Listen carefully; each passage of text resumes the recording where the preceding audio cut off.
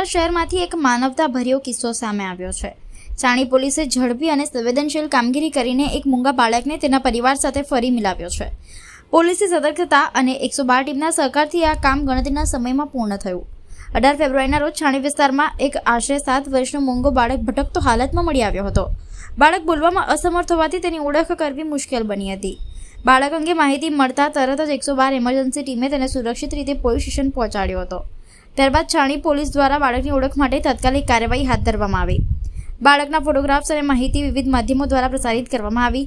પોલીસે સતત પ્રયત્નો અને સંકલનના કારણે ટૂંક સમયમાં બાળકના પરિવારનો સંપર્ક થયો। પોલીસની ટીમે તમામ જરૂરી કાર્યવાહી પૂર્ણ કરી બાળકને તેના પરિવાર સાથે મિલાવ્યો। પોલીસ કમિશનરના માર્ગદર્શન હેઠળ બાળકો અને મહિલાઓ સંબંધિત કેસોમાં સંવેદનશીલ રીતે કામગીરી કરવામાં આવી રહી છે અને આ બનાવ તેનો ઉત્તમ દાખલો છે।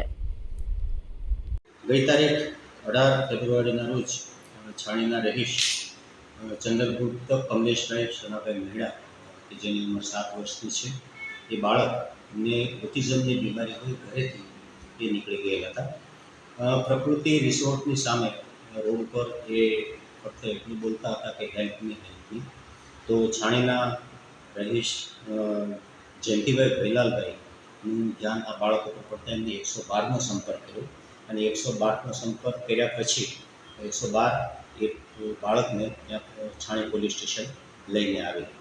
છાણી પોલીસ સ્ટેશનની ટીમમાં ઇન્સ્પેક્ટર શ્રી પ્રજાપતિ અને એમની ટીમે પ્રયત્નો કર્યા, પણ બાળક બોલવા માટે સક્ષમ ન હતો। તેથી એમના ફોટોગ્રાફ્સ અને એ બધું એમના સોશિયલ મીડિયામાં એમની જાહેરાત અને પ્રસાર પ્રચાર કર્યો, જેનાથી તરત જ છાણી પોલીસ સ્ટેશનને રિસ્પોન્સ મળ્યો કે આ બાળક જે છે એને અમે જાણીએ છીએ અને પોલીસની ટીમે એ બાળકને એમના વાલી વારસને શોધી અને ગણતરીના કલાકોમાં એમને સુપરત કરેલ હતા।